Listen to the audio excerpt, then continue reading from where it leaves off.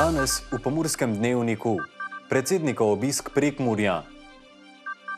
Angleški sev tudi v Sloveniji. Prva liga spet na sporedu. Poostren nadzor na cestah. Vreme, jutri bo oblačno.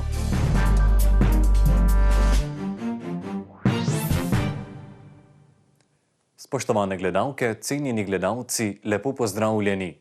Predsednik Republike Slovenije Borut Pahor je v petek obiskal štab civilne zaščite za Pomurje, kjer se je seznanil z izvedenimi aktivnostmi civilne zaščite ob epidemiji koronavirusne bolezni v pomurski regiji. Poveljnik civilne zaščite Republike Slovenije Srečko Šestan je predsednika republike povabil, da obišče vse regijske štabe civilne zaščite po Sloveniji in se seznani s stanjem ter posebnosti napora pripadnikov v posameznih regijah. Poveljnik civilne zaščite za Pomurje je na začetku na kratko povzel delovni razgovor s predsednikom. Današnji obisk predsednika Republike Slovenije gospoda Pahorja si štejemo v čast. V jutranjem delu smo opravili delovni razgovor z štabom civilne zaščite za Pomurje in pa seveda vsemi predstavniki inštitucij, ki so vključene v COVID epidemijo. Zaključek tega z naše strani je takšen, da se je sistem varstva pred naravnimi nesrečami odzval pravočasno in moram se zahvaliti vsem, ki so sodelovali oziroma ki sodelujejo pri nalogah zaščite, reševanja in pomoči, ter ravno tako pri ukrepih vezano na epidemijo COVID. Mislim, da smo v drugem delu COVID-a in da bomo samo s sodelovanjem vseh teh služb, ki so pač pristojne v sistemu zaščite reševanja, tudi uspešno končale. Tudi poveljnik civilne zaščite se je zahvalil predsedniku za njegov čas. Jaz bi se najprej rad zahvalil predsedniku, ki si vzame čas in vidim, da je ta čas, bom rekel, dobro izkoriščen, da so vsi tisti, ki sodelujejo v tej naši nezgodi, ki nas je doletela, zadovoljni z njegovo prisotnostjo in pa tudi z njegovimi vprašanji in pobudami. Seveda pa tudi so zadovoljni tudi tisti, ki jih pozdravi v domovih starejših občanov in na drugih lokacijah. Seveda se moram zahvaliti tudi Martinu, ki je vse to organiziral tukaj v Prekmurju, Pomurju, nikoli ne vem, kako prav rečem. Tako da jaz sem prepričan, da bomo z našo pomočjo, ki jo nudimo zdravstvu od tistega nesrečnega marca lansko leto, upam, vsi skupaj z zdravstvom na čelu počasi zaključili in da bomo to stvar pripeljali čim bolj uspešno do konca in bomo potem se morda srečevali kakšnih drugih lepših okoliščinah.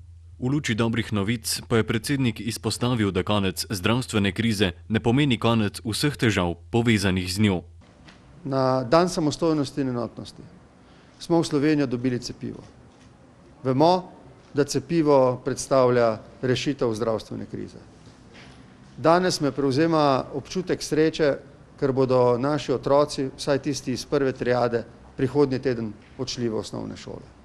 To se mi zdi je drugi tak spodbuden znak, da se vendarle kriza počasi izteka. Vendar, tudi iz pogovora z najbolj odgovornimi ljudmi, tako na ravni civilne zaščite, kot na ravni institucij, ki skrbijo za najbolj ranljive skupine. Vem, da je na preizkušnji tudi naše potrpljenje. Ko bo konec zdravstvene krize, ne bo konec vseh težav, ki jih je zdravstvena kriza povzročila. Tisti, ki se ukvarjajo z najbolj ranljivimi skupinami, me na teh pogovorih opozarjajo, da se bodo nekatere težave šele prav začele. To pravim zato, ker je morda že zdaj nastopil čas, da vsi, ki imamo kakršnekoli odgovornosti glede tega, dobro organiziramo naše resurse tudi za ukvarjanje z stiskami ljudmi, ki jih napovedujejo strokovnjaki po času zdravstvene krize. Seveda, gledajte, ko bo konec zdravstvene krize, nam bo vse odleglo in gotovo glavni problemi bodo za nami. Ampak kot rečeno, moramo biti že danes v začetku leta pozorni na opozorila, da bodo potem ne samo socialne, ampak tudi duševne stiske, ne samo običajno ranljivih skupin, tudi drugih, ki niso tako prizadete, tokrat pred nami in jih bo treba tudi na sistemski ravni reševati. Župan mestne občine Murska Sobota se je prav tako zahvalil predsedniku in njegovi ekipi ter izpostavil, da smo se v času krize marsikaj naučili. Jaz sem prepričan, da delim mnenje vseh županj in županov iz Pomurja. Zaradi omejitev števila bom govoril v njihovem imenu. in se zahvaljujem predsedniku in ekipi za to, da so si vzeli čas in nas obiskali pravzaprav vse tiste, ki smo tako ali drugače vključeni v to borbo zoper COVID. Rad bi pa posebej izpostavil nekaj. Mi smo se v prvi in drugem valu COVID-a marsikaj naučili, spoznali pa, da smo izjemno solidarna družba, da smo humana družba, da znamo humanitarno stopiti skupaj in to, kar je najpomembnejše, da so se v to humanitarno aktivnost vključili mladi. Hvala še enkrat predsedniku, hvala vsem tistim, s katerimi smo se danes pogovarjali, tudi tistim, ki danes zaradi omejitev niso mogli biti zraven in vse, kar sem povedal, nas navdaja z optimizmom. Predsednik Pahor se je sestal še z vodstvom zdravstvenega doma Murska Sobota, predstavniki doma starejših Rekičan, obisk pa je zaključil z izjavo Predsplošna bolnišnica Murska Sobota.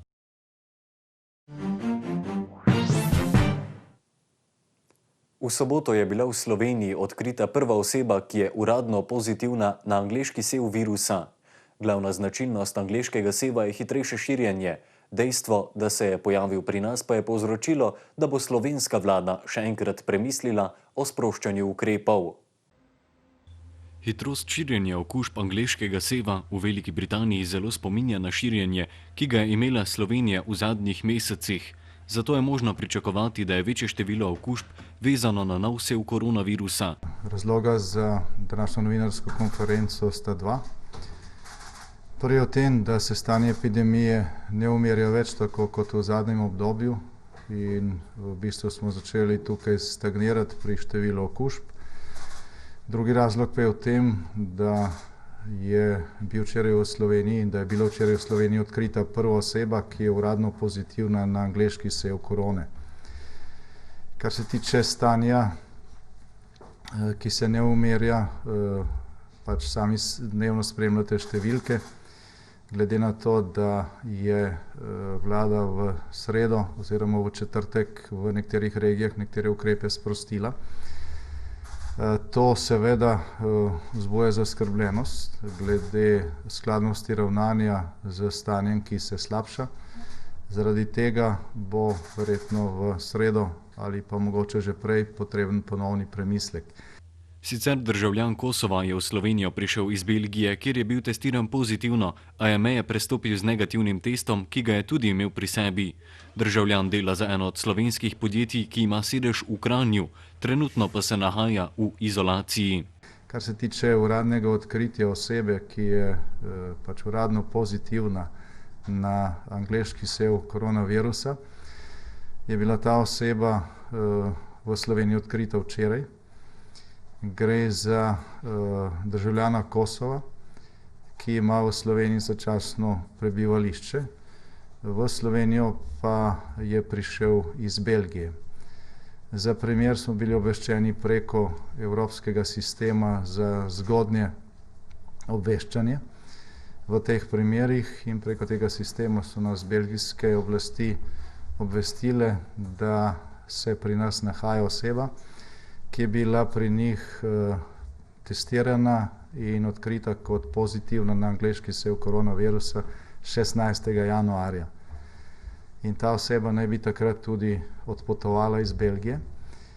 Zdaj, ko je bilo včeraj pri nas odkrita, je ta oseba povedala, da je v Slovenijo pripotovala včeraj. In to z testom, ki je bil negativen. V sredo bo vlada zasedala na redni korona seji in Janša poudarja, da bo zagotovo prišlo do sprememb, če bodo trendi takšni, kot so sedaj. Prva liga Telekom Slovenije se bo s tekmami 20. kroga nadaljevala 10. februarja. Še 4 dni prej se bosta v zaostalem srečanju 16. kroga pomerila Bravo in Tabor. Že v četrtek 11. februarja se bodo črno-beli v 20. krogu na domačem igrišču pomerili z ekipo Tabor Sežane. Tekmo 21. kroga bodo Murini nogometaši odigrali v nedeljo 14. februarja v Ljubljani proti Olimpiji. V soboto 20. februarja jih na domačem igrišču čaka še tekma z ekipo Gorice. V 23. krogu so na vrsti še Koprčani, v 24. krogu pa se bo Mura pomerila z Bravom. Od danes do 7. februarja bodo policisti izvajali poostren nadzor nad uporabo mobilnih telefonov ter drugih naprav, kot so tablice in prenosni računalniki med vožnjo. Akcija bo potekala po celi Sloveniji. S tem želijo zmanjšati uporabo elektronskih naprav med vožnjo in tako izboljšati varnost v prometu. Med akcijo pa bodo pozorni tudi na ostale prekrške, ki zmanjšujejo prometno varnost. Na Javni agenciji Republike Slovenije za varnost prometa ocenjujejo, da se vozniki, kolesarji in pešci še vedno premalo zavedajo nevarnosti in tveganj povezanih z uporabo mobilnih telefonov med vožnjo. Uporaba slednjih med vožnjo podaljšuje reakcijski čas za do 50%, tveganje za prometne nesreče pa do 23-krat. Naj spomnimo, da resen telefonski pogovor, ki ga voznik opravlja med vožnjo, zmanjša njegove sposobnosti, tako kot da bi vozil pod vplivom alkohola s koncentracijo večjo od 0,38 mg alkohola na liter izdihanega zraka. Policija bo tako med rednim delom po vsej Sloveniji poostreno nadzirala tako uporabo naprav in opreme, ki ovirajo voznike med vožnjo, kot tudi uporabo varnostnih pasov in zadrževalnih sistemov. Dars bo med akcijo opozarjal na nevarnost uporabe mobilnih telefonov med vožnjo tudi prek sistemov za nadzor in vodenje prometa na posameznih grafičnih prikazovalnikih prometno-informativne signalizacije. Zaradi posledic korona krize, ki je močno okrnila gospodarstvo, trpijo tudi slovenski pivovarji. Združenje slovenskih pivovarn, ki deluje pod okriljem Gospodarske zbornice Slovenije, poziva k nujni pomoči pivovarjem za preživetje. Dozdajšnji paketi pomoči namreč niso dovolj niti za pokrivanje najemnin. Pivovarji so se zato odzvali z apelom nujne pomoči za preživetje panoge. Gostinstvo in turizem sta v času krize popolnoma obstala, najkrajšo pa so potegnili pivovarji, predvsem majhni. Da se bodo lahko ob ponovnem odprtju gostinstva hitro pobrali, pozivajo k ustrezni podpori države. Pravijo, da povrnitev fiksnih stroškov za 3 mesece v prejšnjih paketih vladnih pomoči pri večini pivovarjev ne pokrije niti mesečne najemnine objektov.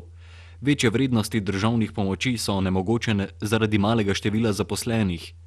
Izpostavili so 4 področja, kjer potrebujejo pomoč. Oprostitev trošarin na alkohol v letu 2021 in v nadaljevanju generalno znižanje trošarin, poplačilo odprtih terjatev do gostinskega sektorja, nadomestilo za izdelke s pretečenim rokom trajanja in povrnitev fiksnih stroškov obratovanja.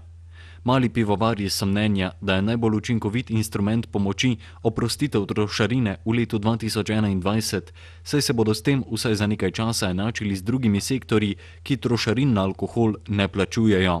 Pivovarji se zavedajo, da gostinci še nekaj časa po odprtju ne bodo zmožni plačevati prevzetega blaga, zato so mnenja, da je poplačilo odprtih terjatev nujno, da se bo posledično pobrala tudi pivovarska panoga.